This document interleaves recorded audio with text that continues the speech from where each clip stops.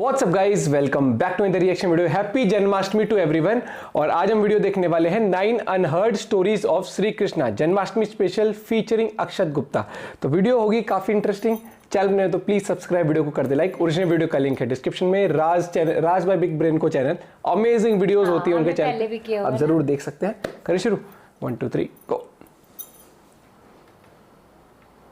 Pranam, my name is Akshat Gupta. I am a full-time house husband, part-time author, screenwriter, poet and lyricist. मैं आज आपको कुछ कहानियाँ सुना रहा हूँ जो कम लोगों को पता होगी, कृष्ण से रिलेटेड, पुराणों से रिलेटेड, हमारे एंशिएंट स्क्रिप्चर से रिलेटेड।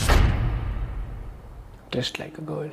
ये जो मैं बात करने जा रहा हूँ वो सभी माँओं और सभी बेटों के लिए। आप में से सभी लोगों का बचपन में कभी ना कभी हम लड़कों को ना लड़की का ड्रेस पहना दिया जाता है, जैसे बिंदी लगा के, लिपस्टिक लगा के और फ्रॉक पहना दिया जाता है। वो तस्वीर लगभग सभी लड़कों के पास अपने बचपन की है और उसको देख के हम लोगों को बड़ा एम्बेरसमेंट भी होता है, मजाक भी होता है। अब वो तस्वीर देख के जब दूसरे देखते हैं तो हमको झिझक भी होती है, पर इसके पीछे भी एक कहानी है। तो हुआ ये था कि जब कृष्ण जी को बचा के यशोदा जी के पास ला दिया गया था और कंस की तरफ से बार बार हमला होता था बाल कृष्ण को खत्म कर देने की। कभी कोई राक्षस आता था, कभी कुछ होता था। उनको इन सब राक्षसों से और नकारात्मक शक्तियों से बचाने के लिए यशोदा जी ने उनको लड़की का ड्रेस पहना के उनको बालक की जगह बालिका दिखाने की कोशिश की थी, ताकि ये सब नकारात्मक शक्तियां और राक्षस वगैरह कंफ्यूज हो जाएं और उन पे हमला ना करें। तो आपकी जो माएँ हैं वो सब यशोदा हैं और वो सब चाहती हैं कि उनके हाथ में जो छोटा सा बेटा है, हर यशोदा का कृष्ण है। तो आपको जो लड़की का ड्रेस पहनाया गया उसके पीछे भी हमारी एक पुरानी कहानी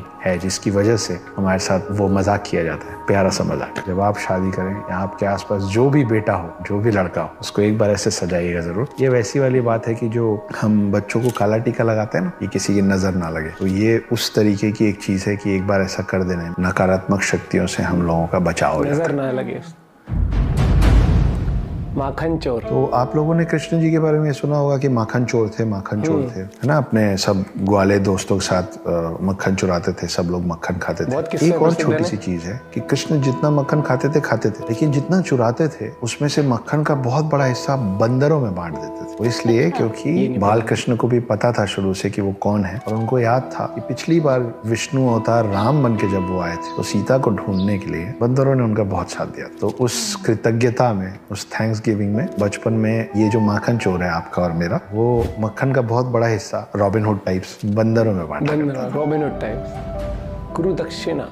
तो कृष्ण जी की जो ट्रेनिंग हुई थी वो उसका एक बहुत बड़ा हिस्सा उज्जैन में हुआ था। उज्जैन में एक ऋषि होते थे, ऋषि सांदीपनी। यहीं पे इनकी दोस्ती सुदामा से भी हुई थी। बलराम, कृष्ण, सुदामा, ये सब लोग इस उज्जैन के इस आश्रम में होते थे। जब उनकी पूरी ट्रेनिंग खत्म हुई, जाने के पहले वो ऋषि सांदीपनी के पास गए और बोले आप मुझसे गुरु दक्षिणा मांगिए। सांदीपनी बोले कि मुझे कुछ नहीं चाहिए, क्या ही मांग। तो कृष्ण जी ने उनसे कहा कि अगर मैं बिना गुरु दक्षिणा दिए आपके पास से चला जाऊंगा तो वो मेरे ऊपर एक भार रह जाएगा, तो जो आपको मांगना है मांगिए, मैं आपको दूंगा। तो सांदीपनी ने बोला कि मेरा एक बेटा था, वो खेलते खेलते समंदर के पास गया और चला गया, समंदर ने उसको निकाल लिया। ला सको तो मेरा वो बेटा वापस ला दो। तो हम लोगों को एक कहानी ये पता है कि कृष्ण जी कालिया नाग से लड़ने के लिए पानी के अंदर गए थे, लेकिन उसके अलावा भी एक बार वो पानी के अंदर गए थे। उन्होंने समुद्र को, सागर को ललकारा, बाहर आए और उन्होंने बताया कि एक शंखासुर नाम का एक राक्षस है जो समंदर के अंदर रहता है और जिनको भी वो कैप्चर कर लेता है उनको मारता नहीं है, उनको अपनी सेना में राक्षस बना के जोड़ लेता है, ज़ॉम्बी टाइप। जब वो अंदर पहुंचे तो उन्होंने देखा बहुत सारे और ऋषि मुनियों के बच्चे और इंसान हैं जो सब राक्षस बन गए, और तब वो अंदर जाके शंखासुर से लड़ के ऋषि सांदीपनी के बेटे को वापस लेके आए गुरु दक्षिणा के तौर पर। ये एक और कहानी है जो कम लोगों को पता है। बिल्कुल नहीं बताती है। शेषनाग अवतार। तो हम लोगों को ये मालूम है कि राम और लक्ष्मण जो थे, राम जो थे वो विष्णु अवतार थे और लक्ष्मण जो थे वो शेषनाग थे। जब रामायण खत्म हुआ, राम और लक्ष्मण ऊपर गए, तो शेषनाग ने एक शिकायत की विष्णु जी से। उन्होंने कहा कि मुझे आप छोटा भाई बना के लेके गए और मेरी कोई बात ही नहीं सुनी आपने, क्योंकि मैं छोटा भाई था, मैं आपसे लड़ ही नहीं पाता था, आपको जो मन में आता था आप करते थे। तो विष्णु जी ने बोला कोई बात नहीं, अगली बार चलेंगे तो तुम बड़े भाई बन जाना। समय बीता, द्वापर युग शुरू हुआ और फिर विष्णु अवतार कृष्ण आए। कृष्ण के बड़े भाई थे बलराम। जो बलराम थे वो फिर शेषनाग थे और कृष्ण जो थे वो विष्णु अवतार थे। कृष्ण की जो दादी थी उनका नाम था मारीशा, और कृष्ण की एक सौतेली माँ थी जिनका नाम था रोहिणी। रोहिणी के पुत्र थे बलराम, और रोहिणी और मारीशा जो थे वो नाग जनजाति से आते थे, क्योंकि बलराम जो थे वो शेषनाग थे, तो उनको नाग जनजाति से ही आना था इस पृथ्वी में। कृष्णा's first लिखित में है कि कृष्ण जी कैसे दिखते थे, उनकी आंखें कैसी थी, उनका नाक कैसा था, वो मुस्कुराते कैसे थे, उनका रंग कैसा था। आपको पता है जो पहली बार कृष्ण को शब्दों में बयान किया गया था, शब्दों में वर्णित किया गया था, वो किया था उत्तरा ने। उत्तरा कौन थी? उत्तरा थी अर्जुन के पुत्र अभिमन्यु की पत्नी। और उत्तरा ने जो लिखा था कि कृष्ण कैसे थे, कैसे दिखते थे, उनका रूप जिन शब्दों में उन्होंने वर्णित किया था, उन शब्दों के आधार पे कृष्ण की छवि बनाई गई, उनको उकेरा गया। वो किया था वज्रनाभि ने। वज्रनाभि कौन थे? नए नए नाम है ना। वज्रनाभि थे कृष्ण के परपोते, ग्रेट ग्रैंडसन। और वो किस बेसिस पर बनाई थी? उस आधार पे जो उत्तरा ने कृष्ण के बारे में लिखा था। तो आज आप जितनी तस्वीरें देखते हैं कृष्ण की और जितना कुछ कृष्ण के बारे में पढ़ते हैं, उसका पहला उल्लेख in writing done by Uttara. And पहली तस्वीर जो बनी थी वो वज्रनाभि ने बनाई थी। उसी की सारी कॉपीज बन रही है जो आप और मैं अब देखते हैं। Two sides of Krishna. आप लोगों को पता है कृष्ण जी को ज्यादातर जगह जैसे चित्रित किया गया है, जैसे वर्णित किया गया है, जैसे उनके बारे में बात बताई गई है, जिस तरीके से उनको दिखाया गया, हर चीज थोड़ा आर्टिस्टिक थी। चलने का तरीका, बात करने का तरीका, मुस्कुराने का तरीका।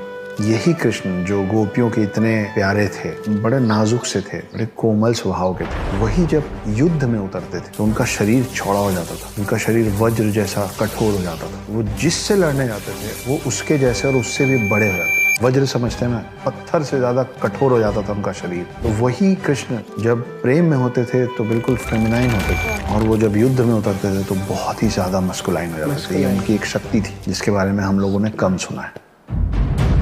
कृष्णा फेल सिक। आजकल एक नई बात चल रही है हमारे भगवानों के बारे में। वो ये है कि तुम्हारे भगवान तो बड़े कमजोर थे, तुम्हारे भगवान रोने लग जाते थे, अपनी पत्नी को नहीं बचा पाते थे।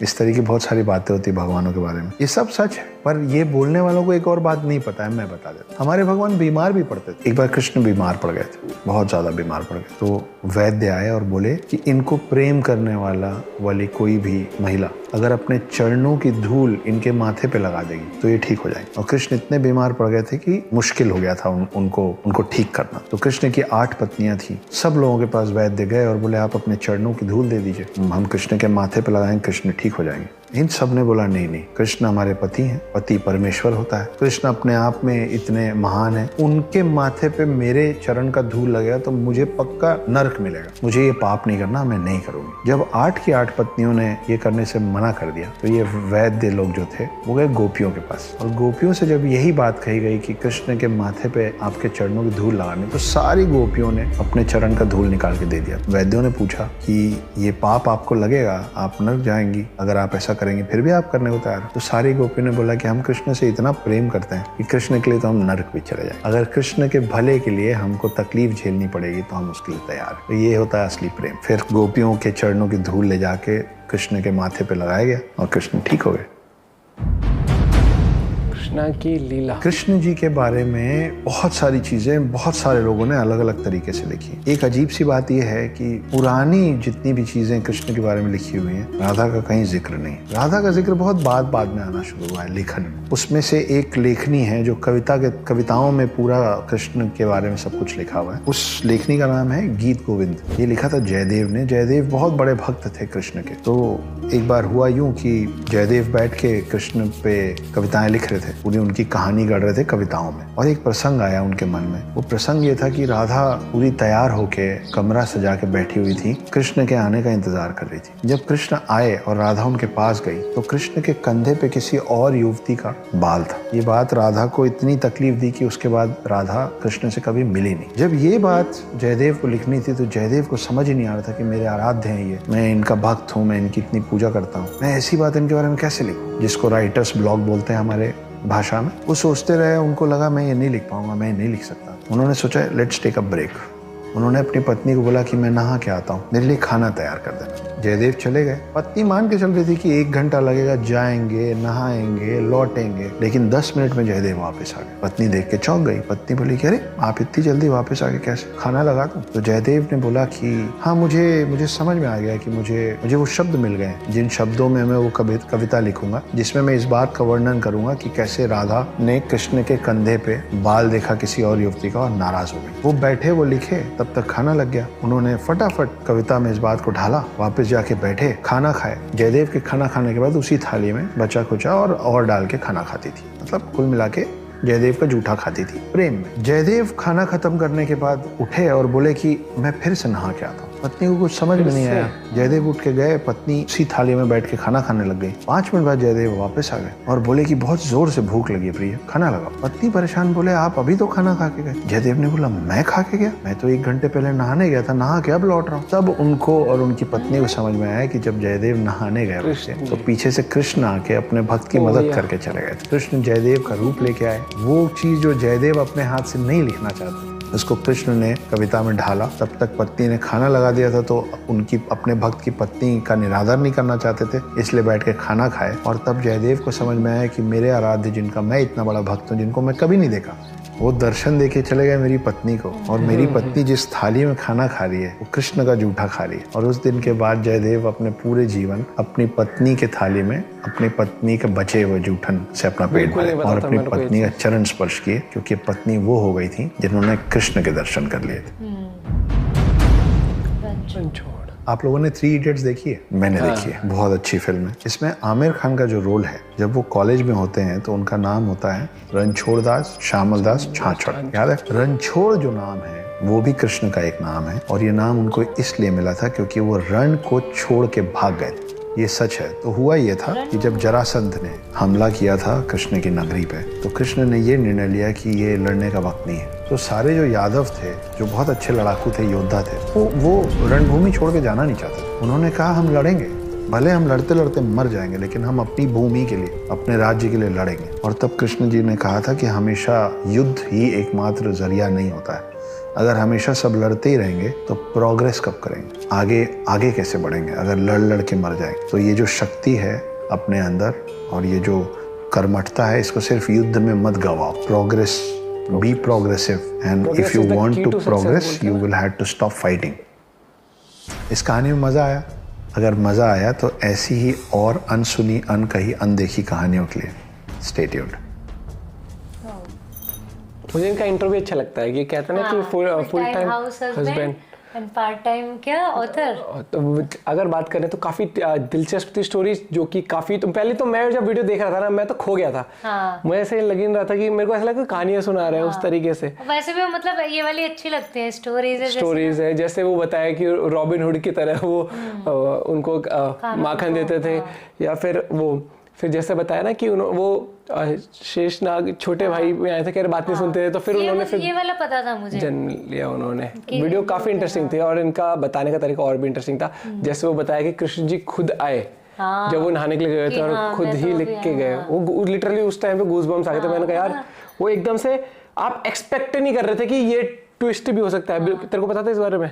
नहीं, ये चीज़ मेरे को काफ़ी, तभी तो अनहर्ड स्टोरीज, जो इनमें से भी ज़रूर बहुत सारे लोगों ने काफ़ी कहानियाँ नहीं सुनी होंगी। बाकी आपको किस कहानी के बारे में नहीं पता था, ज़रूर कमेंट करके बताना। बाकी और अमेजिंग वीडियोस आप इनके चैनल पे देख सकते हो। बहुत मैं कहूँगा कि आपको ऐसे ऐसे टॉपिक्स मिलेंगे जिनमें आप एक बार देखना शुरू करो तो आप नेक्स्ट वीडियोस पे जाके आप बोलोगे यार बहुत ही अमेजिंग तरीके से एक तो नरेट किया है, और जो स्टोरीज या फिर जो हमारा इतिहास या वो भी करा था ना हमने, जो मंदिर वो वाले थे मिस्टीरियस टेम्पल। मिलते हैं आपसे एक और वीडियो के साथ। Bye bye, take care.